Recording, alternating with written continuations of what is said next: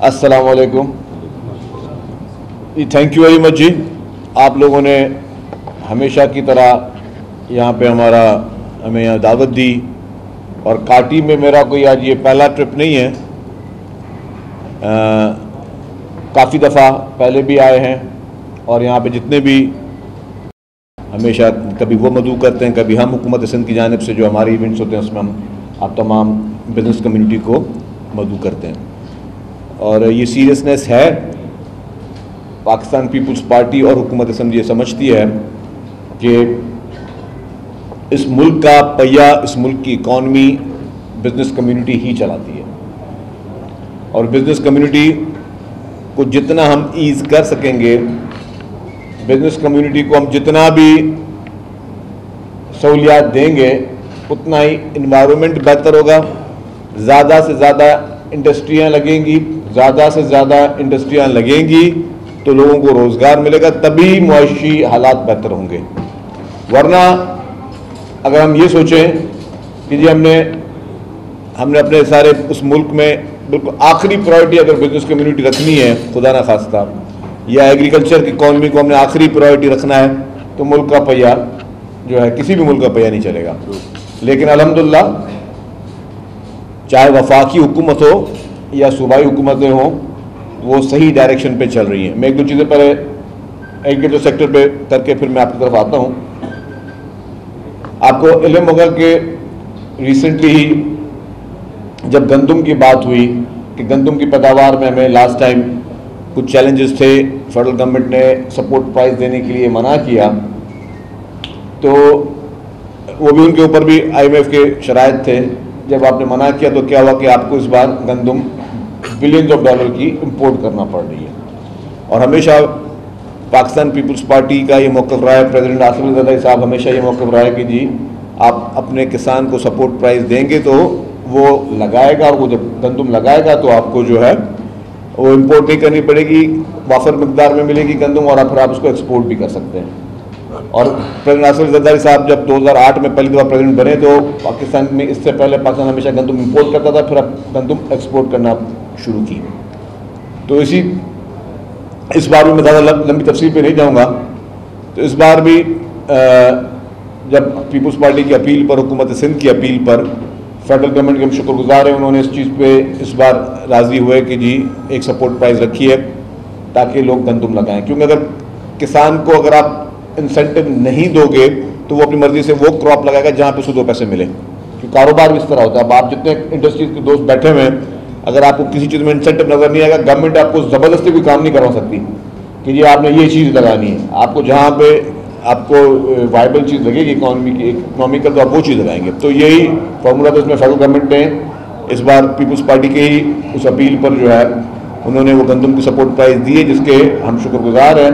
और फिर हुकूमत सिंध ने भी जो है वो इस तरह के एफर्ट्स लिए हैं इस बार कि हम उन गरीब किसानों को जो कि गुर्बत की लकीर के नीचे हैं, उनको हम खाद और यूरिया इस तरह की सपोर्ट दे रहे हैं। और उसकी तफसीलात जो है इस पर हम कल भी बात कर चुके हैं।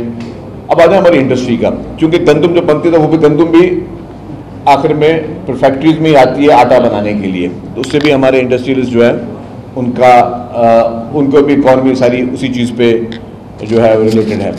इंडस्ट्री हमारे लिए, हमारे मुल्क में बहुत ही इंपॉर्टेंट चीज़ है। और मैं समझता हूँ कि हमारे पास अभी प्रेसिडेंट आसिफ अली ज़रदारी साहब चाइना गए, और चाइना जाके उन्होंने मुख्तलिफ चाइनीज़ बिज़नेस कम्युनिटी से उन्होंने मुलाकातें की। बड़ी बड़ी इंटरनेशनल कंपनीज़ जो थी, दुनिया की बेहतरीन कंपनीज़ जो हैं, उन्होंने उनसे मुलाकात की। और प्रेसिडेंट साहब की बात मुझे बहुत अच्छी लगी। प्रेसिडेंट साहब ने उनको कहा कि जी आप लोग आए इंडस्ट्री लगाएं डायरेक्टली, तो डेफिनेटली उन्होंने पूरे पाकिस्तान के लिए कहा कि जी आप पंजाब में भी आएँ, सिंध में भी आएँ, खैबर पख्तूनख्वा में भी आएँ, बलूचिस्तान में भी आएँ। तो क्योंकि हम लोग सिंध हुकूमत की नुमाइंदगी कर रहे थे तो वहाँ बैठे थे, तो ये भी प्रेसिडेंट साहब ने कहा कि अगर बाहर से कोई इंडस्ट्री आती है तो हुकूमत जो है आपको मुफ्त में ज़मीन देने के लिए तैयार है। आप फ्री ऑफ कॉस्ट हम आपको ज़मीन देंगे, आप लोग आके सरमायाकारी करें।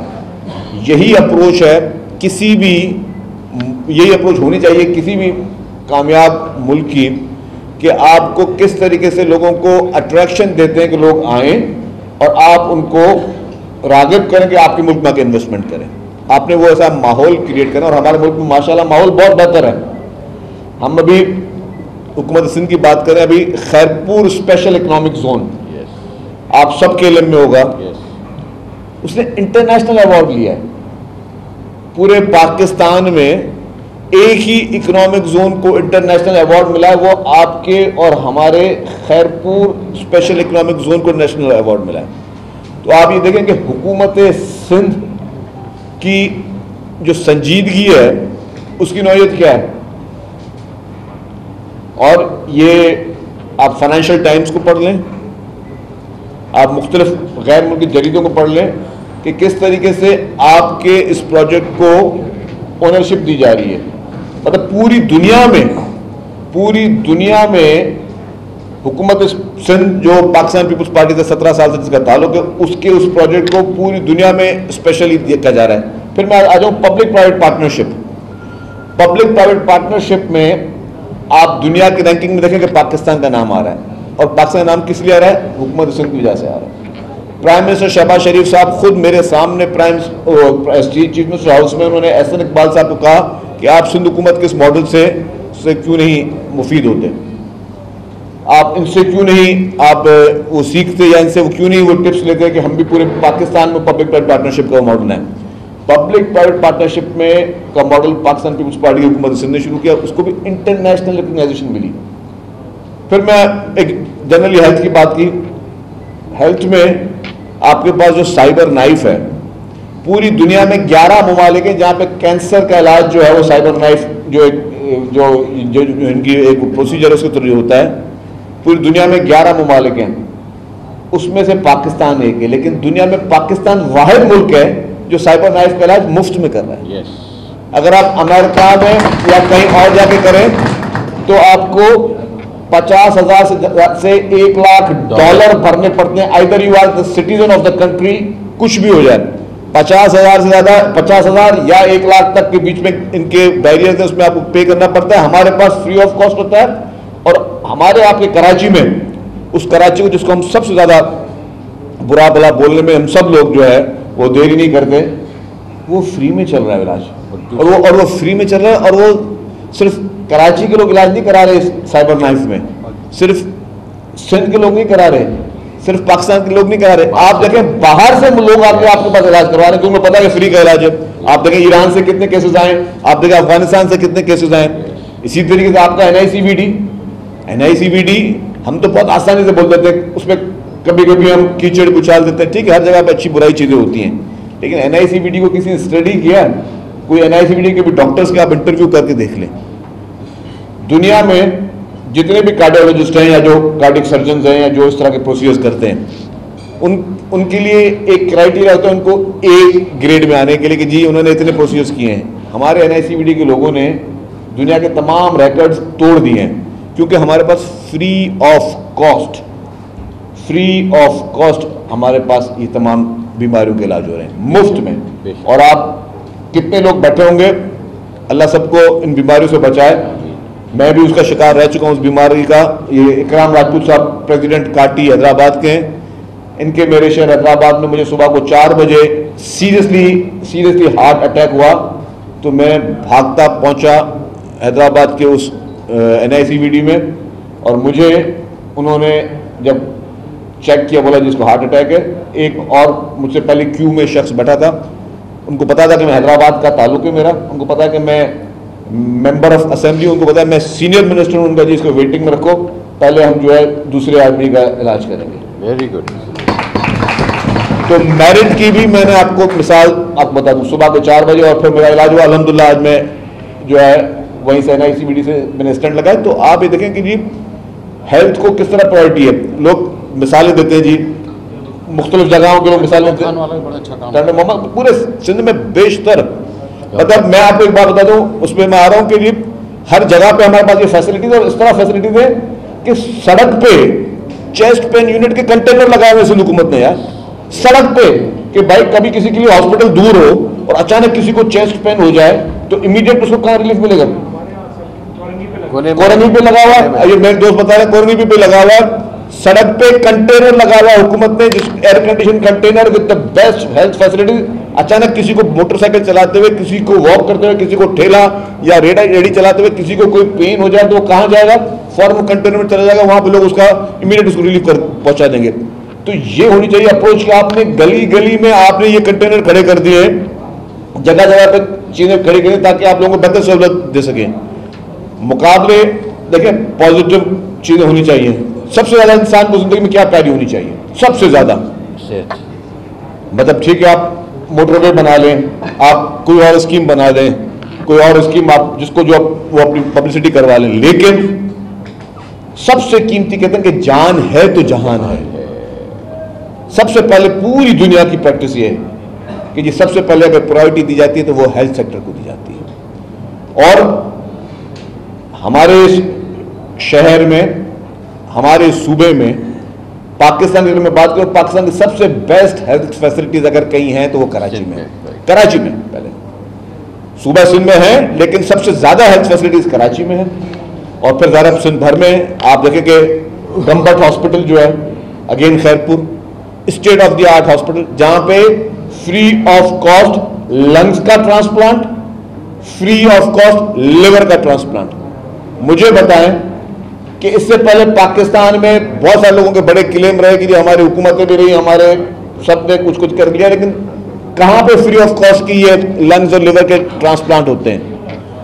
लाखों लोग जो हैं वो यहाँ पे आपके पास फ्री ऑफ कॉस्ट हेल्थ की अपने कार्डियक के लिए एनआईसीयू जाते हैं। आपकी SIUT state of the art hospital, SIUT state of the art hospital, फिर आपकी चिल्ड्रन हॉस्पिटल देख लें, फिर एनआईसीएच देख लें। मतलब हेल्थ फैसिलिटीज में जो सिंध में अल्हम्दुलिल्लाह पाकिस्तान पीपुल्स पार्टी की हुकूमत सिंध ने काम किया है, इसका मुझे कोई एक मुकाबला किसी और सूबे से, किसी और जगह से मुझे बता के पता है।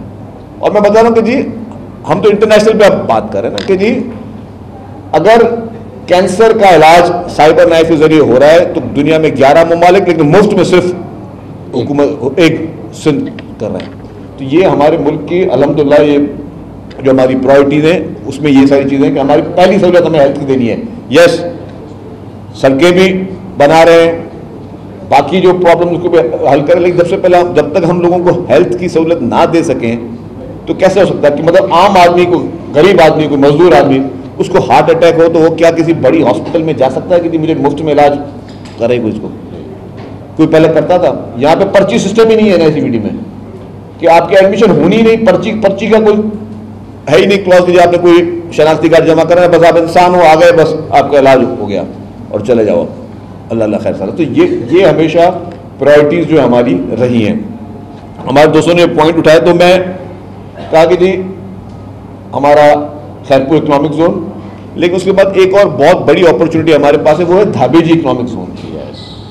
धाबेजी इकोनॉमिक जोन को शायद हमने अच्छा मार्केट नहीं किया, लेकिन ये भी एक state of the art economic zone है। मैं आपके इंडस्ट्रियलिस्ट दोस्तों भाइयों के साथ बैठा हूं तो इसलिए मैं इसको ज्यादा फोकस करना चाह रहा हूं। द रीजन इज कि अब आईएमएफ के बाद पाकिस्तान में मजीद इकोनॉमिक जोन्स नहीं बनने, तो ये आपका इकोनॉमिक, और ये पाकिस्तान का वाहिद इकोनॉमिक जोन है, स्पेशल इकोनॉमिक जोन है, जो कि आपके पोर्ट के फेस पे, उसके माउथ पिट पे बना हुआ है।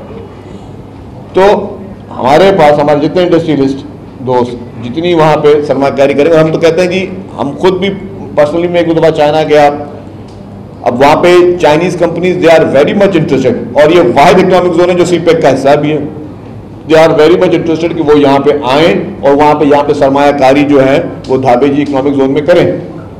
इसी तरीके से हर सेक्टर में पाकिस्तान पीपुल्स पार्टी की हुकूमत सिंध ने काम किया। शाहरा भुट्टो की बात की, स्टेट ऑफ द आर्ट जो है रोड बनाया गया। अब उसके वो पैच जो कि शुरू नहीं हुआ था अभी, बारिश में उसका हिस्सा किया, तो उस पर भी जो सोशल मीडिया पे लोगों ने ड्यूरिंग कंस्ट्रक्शन पीरियड किया, और उसमें बताओ कि सिंध हुकूमत का 1 रुपए का भी नुकसान नहीं हुआ, क्योंकि वो पब्लिक प्राइवेट पार्टनरशिप में है। तो उस सड़क को सिर्फ बनने तक नहीं, उसको जो भी उनका कंसेशन पीरियड है तब तक की मेंटेनेंस, रिपेयर और सारी जो वो उन्हीं कंपनीज की जिम्मेदारी होती है। तो इस यही कॉन्सेप्ट पीपुल्स पार्टी का रहा है, सिंध हुकूमत का रहा है कि पब्लिक प्राइवेट पार्टनरशिप में आप काम करें। उसके अलावा बीआरटीज की बात हुई, पहले मैं आ जाता हूँ रेड लाइन बीआरटी पे, उस पर भी उसका मिसाल दी गई। रेड लाइन बीआरटी में इश्यूज थे, इश्यूज बीआरटी में नहीं थे। मैं आपको बता दूँ इश्यूज ये हुए, एक सिंपल बात मैं पहले भी कह चुका हूँ, 2021 में उसका टेंडर हुआ था। उस वक्त के जो ट्रांसपोर्ट मिनिस्टर साहब थे उन्होंने सारी चीज़ों को देखकर और बड़े अच्छे तरीके से टेंडर किया, शफाफ तरीके से टेंडर हुआ। उसके बाद 2022-23 के बाद आपको पता है कि इस मुल्क की इकॉनमी का क्या असर हुआ कि आपके जो डॉलर है वो डबल हो गया, सरिया का रेट कहाँ चले गया, सीमेंट का रेट कहाँ चलेगा। वो जिन कॉन्ट्रैक्टर्स ने पहले वो काम लिया हुआ था उन्होंने कहा जी मैं तो इतने पूरा नहीं कर सकता। जब टेंडर का रेट भरा तब था सरिया का रेट 90,000, आज है 1,60,70,000, तो मैं तो उस पैसों में कर नहीं सकता। इसी तरीके से पूरी जितनी कंस्ट्रक्शन के मटीरियल है सब की उन्होंने एक क्लेम दाखिल किए। ये मैं फर्स्ट टाइम थोड़ा बता रहा हूँ तो मैं चाह रहा हूँ कि सारे दोस्त देख लें। वो जो शुरू में एग्रीमेंट बना उसमें एक होता है डिस्प्यूट बोर्ड। डिस्प्यूट बोर्ड ने भी उनके जो क्लेम्स थे वो उन्होंने अप्रूव कर दिए कि ठीक है, किसी ने बोला जी 7 अरब का क्लेम, 8 अरब का क्लेम है तो वो अप्रूव कर दिया। किसी ने बोला जी मेरा ये में नुकसान हो रहा है, जो मैं अपकमिंग जो प्रोजेक्ट करते हैं उसमें मुझे 10-12 अरब का क्लेम है, तो वो डिस्प्यूट बोर्ड ने उनके अप्रूव कर दिए। अब डिस्प्यूट बोर्ड के फैसले हमारे ऊपर बाइंडिंग थे एज पर द कॉन्ट्रैक्ट। मैं आज ये फर्स्ट टाइम ये चीज़ें बता रहा हूँ कि जो क्योंकि ये चीज़ें लोगों को समझ में आना इंपॉर्टेंट है। अब हमने फिर चीफ मिनिस्टर साहब ने मीटिंग की बैठ क्या करें, तो हमने कहा जी हमें मौका दें कि हम उनसे कॉन्ट्रैक्टर से नेगोशिएशन करें। अब उसमें जिसका 7 अरब का क्लेम था उसको हाथ पांव बांध कर नेगोशिएशन करके हम लेके आए 2 अरब रुपए के क्लेम। मतलब जो हम पे बाइंडिंग थी कि हमें करना था, हम उसको नेगोशिएशन करके हम लेके अभी हमें 2 अरब रुपए का क्लेम है। मैं इसके लिए, इसकी ट्रांसपेरेंसी के लिए हर पॉलिटिकल पार्टी को आके वो प्रोजेक्ट दिखाने के लिए तैयार हूँ, हर बिजनेस कम्युनिटी को, तमाम ट्रेडर एसोसिएशंस को। हमें पता है वहाँ पे लोगों को तकलीफें हुई हैं और हमें उसका एहसास है, आज भी तक तकलीफें हो रही हैं, हमें एहसास है। लेकिन प्रॉब्लम असल में क्या होता है मैं आपको बताऊँ, ये कॉन्ट्रैक्ट्स बनते तो हमारी जो कंपनीज होती हैं, जो कि कंसल्टेंट होती है ना, वो कॉन्ट्रैक्ट्स बड़े बादशाह के नमूने से बनाते हैं। उन्होंने जी शुरू में कॉन्ट्रैक्ट का पहला क्लॉज क्या था, जो कि अब आपके पास होना है। मैं आपको ये बात तफसीलात इसलिए बता रहा हूँ कि आपके पास ये अब शुरू होना है कि जी काम तब तक शुरू नहीं किया जाएगा जब तक हमें राइट ऑफ वे नहीं मिलेगा। अब राइट ऑफ वे आप समझते हो कि इतना आसान है हमारे पास राइट ऑफ वे मिलना, जहाँ पे आपके पास के इलेक्ट्रिक भी मौजूद हो, जहाँ पे आपके पास वाटर बोर्ड भी मौजूद हो, आपके ड्रेनेज की लाइंस भी हों, आपके जो स्वीट गैस की लाइंस भी हैं, आपकी ऑप्टिकल फाइबर्स भी हैं। तो मैंने पहले दिन को कहा था यार ये कोई डेजर्ट नहीं है कि जहाँ पे आपको राइट ऑफ वे यूँ मिल जाएगा, या आपको बिट्स एंड पीसेस में राइट ऑफ वे मिल जाएंगे। क्योंकि हमें एक एक को हाथ बांध के पैसे दे के, सिर्फ रेड लाइन में हमने अरबों रुपए हुकूमत सिंध ने भरे सिर्फ आपकी जो यूटिलिटीज को की शिफ्टिंग के लिए। तो वही हमें प्रॉब्लम आपके पास यहाँ पे भी येलो लाइन में आने हैं। जो अभी तक हमने ब्रिज थी, जो हमने सेनेटर ताज अगर साहब के नाम पे ब्रिज बनाई है, वो ब्रिज रेडी है, वो हम 1-2 दिन में किसी वक्त भी खोल देंगे पब्लिक के लिए। लेकिन इशू यहाँ तक तो ब्रिज तक ठीक है। अब मुझे खुद वो रेड लाइन का तजुर्बा देख के मेरे वो कहते हैं दिमाग कैंटीना जो है वो कर रहे काम के जी। अब ये तो इंडस्ट्रियल एरिया है, यहाँ पे भी वही प्रॉब्लम आना है। आपकी जो 21 किलोमीटर का पूरा पैच बनना है, ये ट्रैक बनना है, उसमें प्रॉब्लम्स तो आएंगे। जहाँ तक आपका मुतालबा है जुनैद भाई के लिए हमें उसमें शामिल किया जाए तो आप आज से शामिल हैं। मैं कल बोलता हूँ मेरा एमडी भी आपसे मिल लेगा, ट्रांसपोर्ट सेक्रेटरी भी के पास भी आप मिल लें, वो आपको चाय भी पिलाएंगे। आपको इस कमेटी की हर मीटिंग में मैं उनको बोलता हूँ ऑफिशियली हर मीटिंग में मेरी तरफ से डायरेक्शन है कि you will be the part of that meeting. आपकी party will be the part of each and every meeting regarding the yellow line BRT. This is the direction from now and onwards.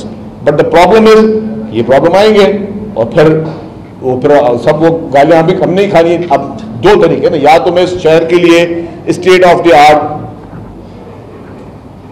समझे कि कोई around 700-800 रुपए की BRT बनाऊं, या मैं जो मुझे चैलेंजेस आने हैं, जो गालियां खानी है, उसको देखकर मैं पीछे हट जाऊं। दो रीजन है ना, 2 चैलेंजेस है। अब ये एक और चीज क्या होती है कि किसी अच्छाई के लिए कुर्बानी भी देनी पड़ती है।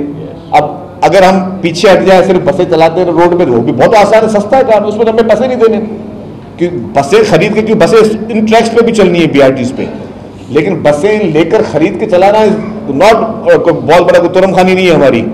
असल बात है अब हम ऐसा इंफ्रास्ट्रक्चर बना के जाएं जो आगे 200 साल तक, 300 साल तक के लोग उसको यूटिलाइज करते रहें। इस शहर की जो फ्यूचर की आबादी है, जिस तरीके से इसने एक्सपेंड हो रही है, अनफॉर्चुनेटली हमारे, मैं कहूँगा कि हमारी हुकूमतों ने पॉपुलेशन की जो कंट्रोल पे काम नहीं किया। मैं उसको एडमिट करता हूँ। हमारी तमाम हुकूमतों ने, शुरू में जब पीपुल्स पार्टी की हुकूमत थी, जब मोहतरमा बेनज़ीर भुट्टो शहीद साहब प्राइम मिनिस्टर थी, तब तब उस दौर में काम हुआ। उस दौर में बहुत सीरियसली जो है उस पर एफर्ट्स लिए गए और बाकायदा मिनिस्ट्रियां इस पॉपुलेशन की कायम हुई, बनाई गई और लोगों को अवेयरनेस दी गई। उन दिनों